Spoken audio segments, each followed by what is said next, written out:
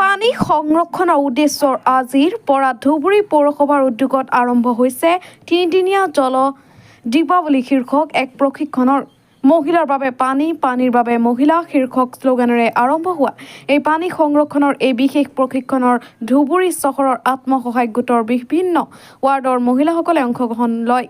ধুবুৰীৰ পৰা Sahil Shekhar report any express 30।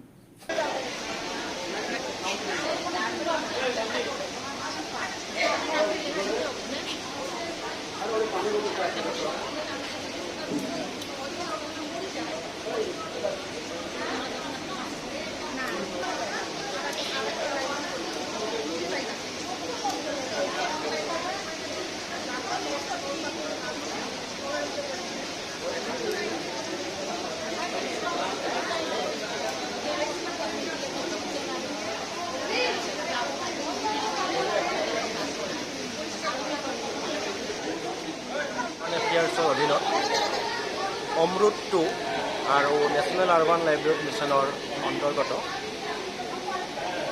জল দেৱালী women for water water for women campaigning সমগ্ৰ ভাৰতৰ লগতে আজি অসমত ধুবুৰীতো অনুষ্ঠিত কৰি থকা হৈছে। 7 পৰা 9 তাৰিখৰ ভিতৰত সমগ্ৰ দেশতে এই অনুষ্ঠানটি অনুষ্ঠিত কৰা হৈ আছে। ইয়াত মেইনলি কমিউনিটি পাৰ্টিচিপেশ্যনক বা কমিউনিটি কেনেকৈ আমি ৱাটাৰ এজ এ ৰিচোৰ্চ আৰু কেনেকৈ আমি ক্লিন এণ্ড ছেফ ৱাটাৰ দিব পাৰি তাৰ ওপৰত এটা চমুকৈ আভাস দিব বিচৰা হৈছে।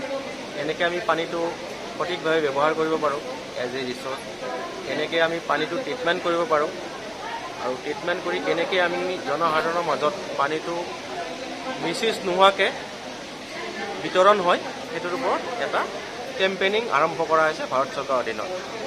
আৰু আজি আমাৰ ইয়াত সমগ্ৰ দেশৰ লগতে ধুবুৰী পৌৰসভাত 30 গৰাকী আত্মসহায়ক গোটৰ মহিলাক লৈ আহি এই water treatment plant Dhubri water treatment plant Assam water and sewerage বৰ্ডৰ অধীনত থকা ট্ৰিটমেণ্ট প্লেনটোত লৈ অহা হৈছে। ইয়াত তেখেতসকলক দেখাই দিয়া হৈছে পৰ্যায়ক্ৰমে কেনেকৈ পানীটো বিশুদ্ধকৰণ কৰা হয়।